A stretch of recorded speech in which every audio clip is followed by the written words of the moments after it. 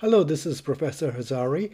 In this video, I would like to share with you some information of why prompt frameworks are important when you are interacting with chatbots such as ChatGPT or Google Bard or the Microsoft Bing chat. So I have been teaching uh, AI activities in my marketing courses. And when I give prompts or assignments to students which require prompts, I found that students are using short prompts. And examples of these short prompts are to write an essay, to rephrase a response, to generate a bulleted list. Now, this is great for simple activities, but as activities get more complex and you're expecting more detailed uh, input from the chatbot, then you really need to take your prompts to the next level. And that is where prompt frameworks come in. So, in the context of natural language processing and AI, prompt frameworks can be defined as a structured approach or guidelines for creating input queries to interact with large language models or AI systems.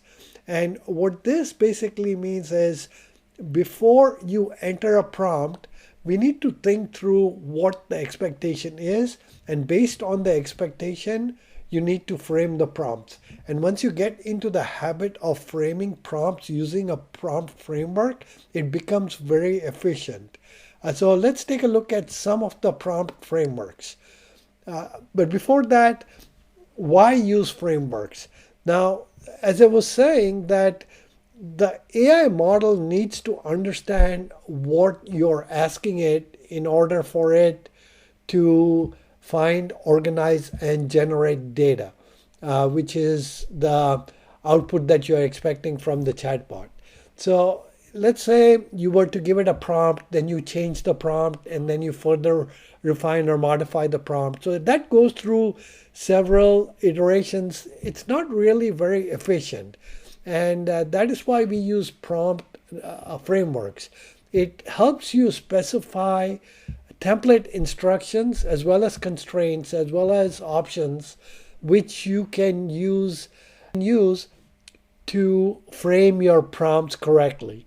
And once you have a basic template, then you can use the same prompt and change it based on the different domains that you're interacting with the chatbot and get the output that you're looking for. So I'm going to show you three frameworks. The first one I came across this in my readings, but unfortunately I do not have a reference for it. So if you do know or if you've seen this somewhere, please let me know. I'll go ahead and add the source for this framework. It is a very simple framework that uses the acronym CARE. So the C is for character, and you start off by giving the chatbot a persona. So it says, I want you to act as a lawyer. So what that does is it helps frame a specific area from which word cloud is generated, working with the neural networks to kind of organize the information which will eventually be output. A is for accomplishments. And in order for you to be a professional, tell it what kind of professional you are. And I'm going to show you a few examples that show you how to specify those accomplishments. And R is for request. What do you want it to output? Do you want it a list? Do you want a short paragraph? Do you want a blog? Do you want notes? So those are the requests that you're making and providing to the chatbot. And then you can also give it a format. For example, you can say that, hey, format this as a journal article so it will use scholarly language. So this is the CARE acronym to generate the prompts using a framework. Now let's see some examples of this CARE framework. The first one is, I teach marketing courses. The first example I've taken is a marketing example.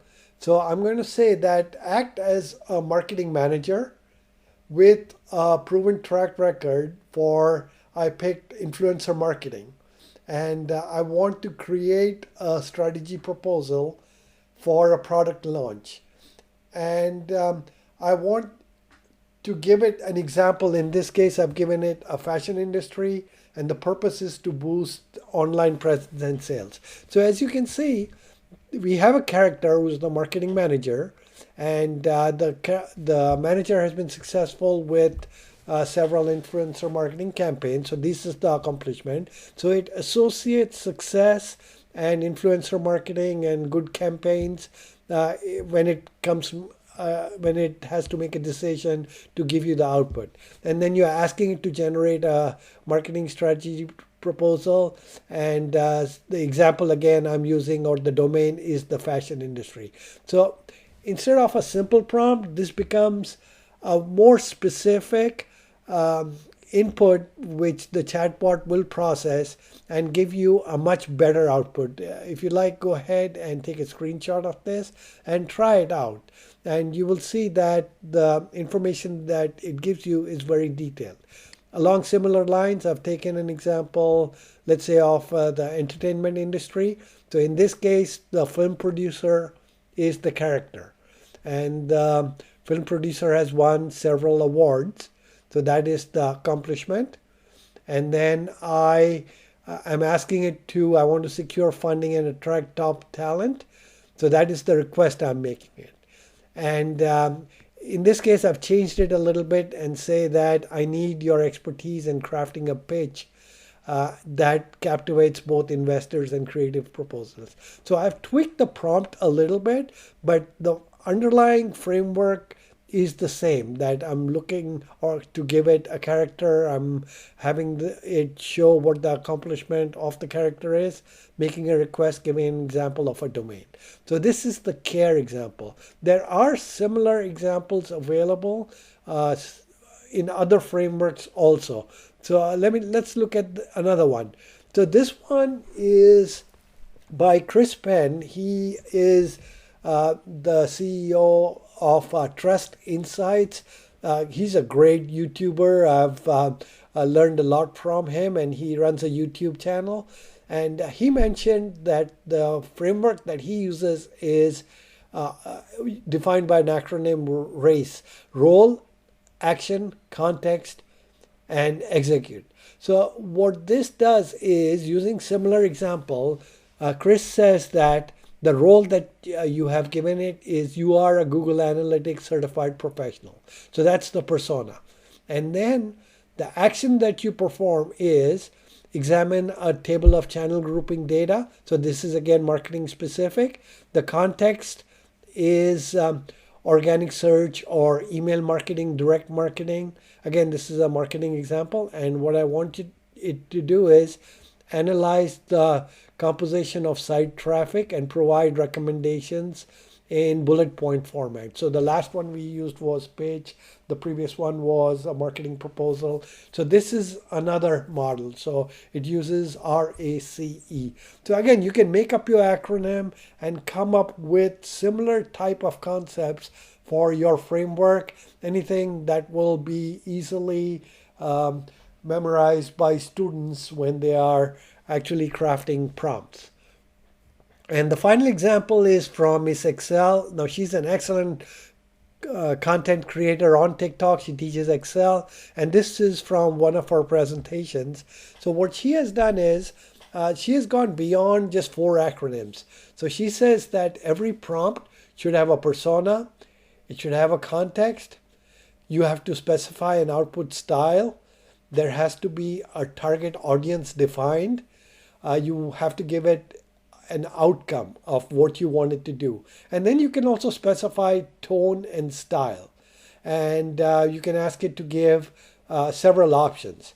So the example she gave was, I own a coffee mug business. And she wants the chatbot to take on the persona of a sales expert.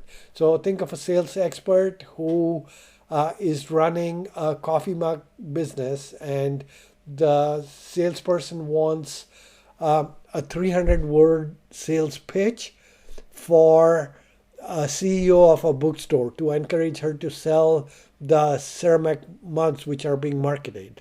And just to jazz it up, she says that use a witty tone and an analogy about books. So this analogy is very, very helpful. To give you an other example, I teach a business research course in which we go through hypothesis testing and p-values and regressions. Now, the concept of p-values is very, very hard to understand. So I gave it a chat which was framed similarly, but I said that explain p-values in terms of a baseball analogy. So go ahead and try it and see the output that it generates. So as you've seen that these examples are very useful and helpful and will make you a more efficient user of the AI tools. And that becomes important as the tools get very complex and are being used for many different fields. And using prompt frameworks will just help you become a more efficient user of AI chatbots. If you have any comments, feel free to leave them below, or if you have any questions, my email is given to you. And this is again based on a book that I had published back in February of 2023. So if you're interested in looking at some more useful prompts, the information about the book is given to you. Thank you. I hope you've enjoyed this presentation.